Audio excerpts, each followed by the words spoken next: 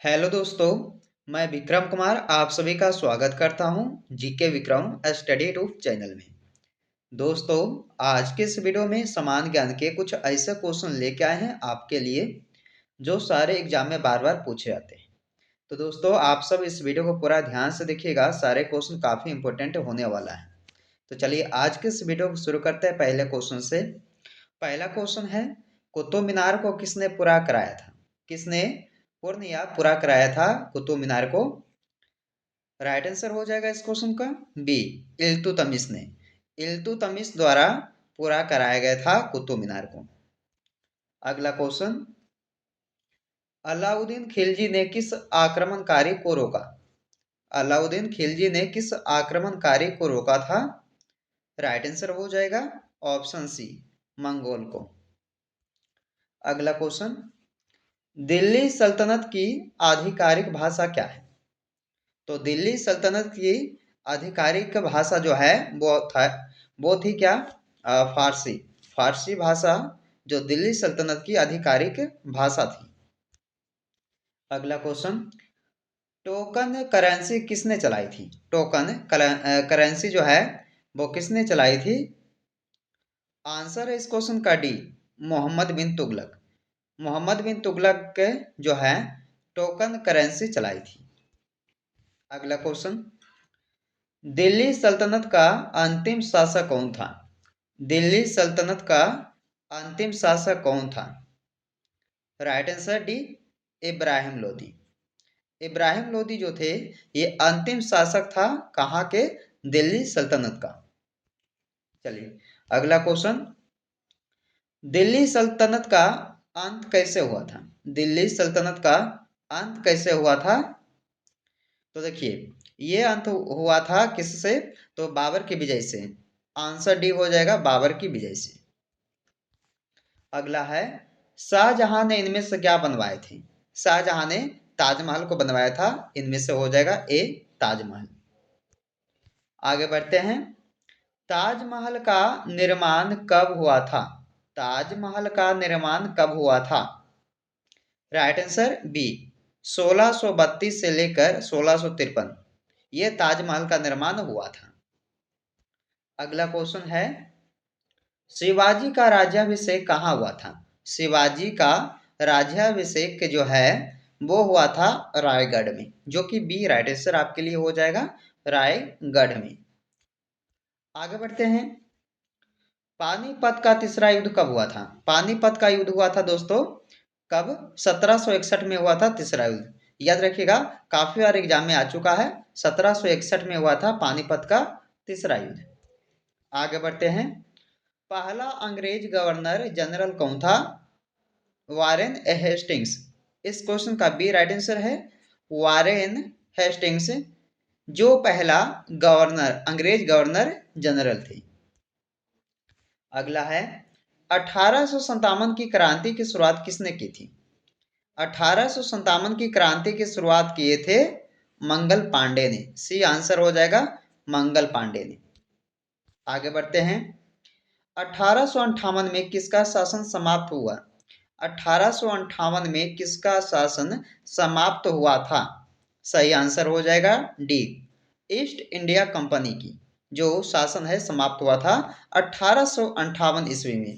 तो इस क्वेश्चन का डी राइट आंसर हो जाएगा, ईस्ट इंडिया कंपनी की।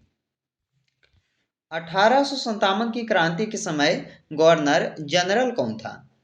तो ये राइट आंसर हो जाएगा इसका भी, लॉर्ड कैनिंग। ये भी वेरी इंपॉर्टेंट क्वेश्चन है दोस्तों, याद रखिएगा। जलियांवाला बाग हत्याकांड कब हुआ था? जलियांवाला बाग हत्याकांड कब हुआ था? 1919 में। कब हुआ था? 13 अप्रैल 1919 ईस्वी को ये जलियांवाला बाग हत्याकांड हुआ था। भारत छोड़ो आंदोलन कब शुरू हुआ था? भारत छोड़ो आंदोलन आंदोलन जो है 1942 में हुआ था। बी राइट आंसर है, 1942। शुंग वंश का संस्थापक कौन था? शुंग वंश का संस्थापक कौन था? चलिए बताइएगा। आंसर भी हो जाएगा इस क्वेश्चन का, पुष्यमित्र शुंग, जिन्होंने शुंग वंश का स्थापना किए थे। चलिए, कनिष्क का धर्म क्या था? कनिष्क का बौद्ध धर्म था। बौद्ध धर्म था कनिष्क का। चलिए अगला क्वेश्चन, चौथी बौद्ध सभा का आयोजन किसने किया था? चौथी बौद्ध सभा का आयोजन किसने किया? सही जवाब ए, कनिष्क ने किया। चौथी बौद्ध सभा का आयोजन जो है कनिष्क द्वारा किया गया था। गुप्त वंश का संस्थापक कौन था? गुप्त वंश का संस्थापक कौन था?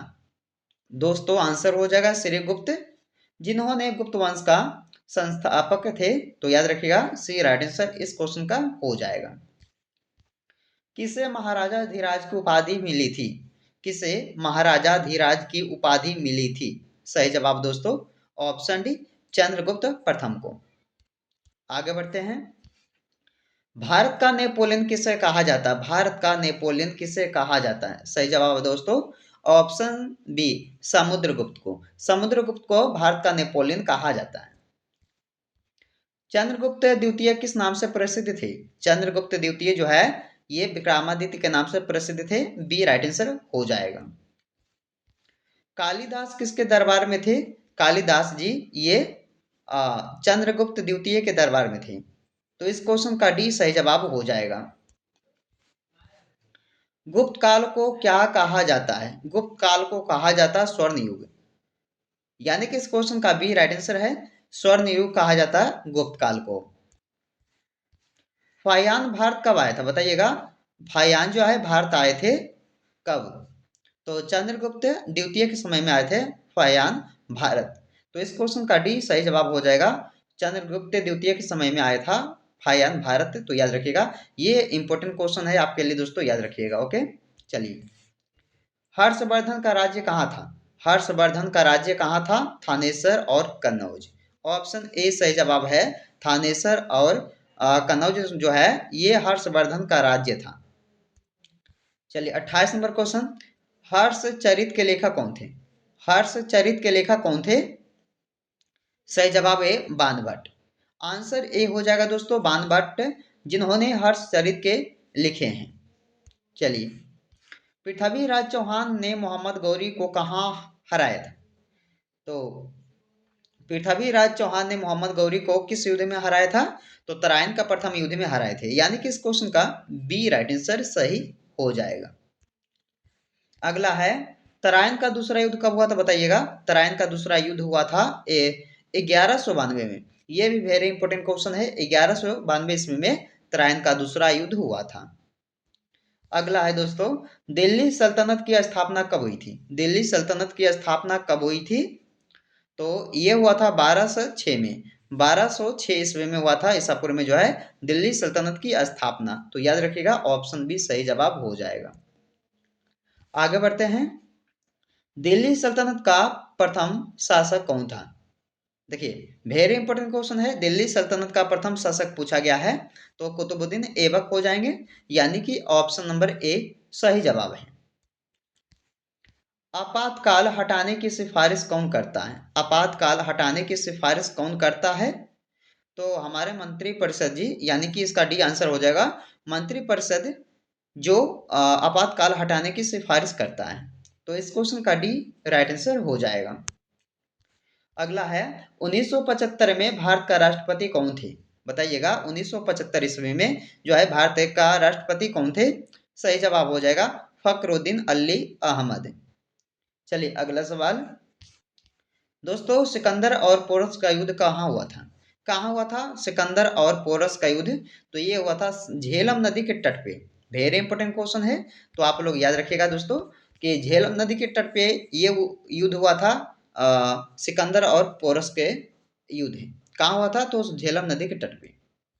चलिए आज के इस वीडियो का लास्ट का क्वेश्चन और इसका आंसर कमेंट में बताइएगा। चंद्रगुप्त मौर्य के गुरु कौन थे? चंद्रगुप्त मौर्य के गुरु कौन थे? सही जवाब क्या रहेगा? देखिए ऑप्शन में दिया हुआ कालिदास, चाणक्य, पतंजलि या बाणभट्ट। कमेंट कीजिएगा इस क्वेश्चन का आंसर क्या रहेगा दोस्तों, आप लोग कमेंट बॉक्स में आंसर बताइएगा। तो हमने जो है टॉप 35 प्रश्न समान ज्ञान के इस वीडियो में लेके आए थे जो सभी एग्जाम में बार बार पूछे जाते हैं। दोस्तों इस वीडियो को आप लोग पूरा देखिएगा, वीडियो पसंद आए तो लाइक कीजिएगा और दोस्तों के यहाँ शेयर भी कीजिएगा। तो आपसे मिलते हैं एक नए वीडियो में, जब तक आप लोग इस वीडियो में बने रहिए।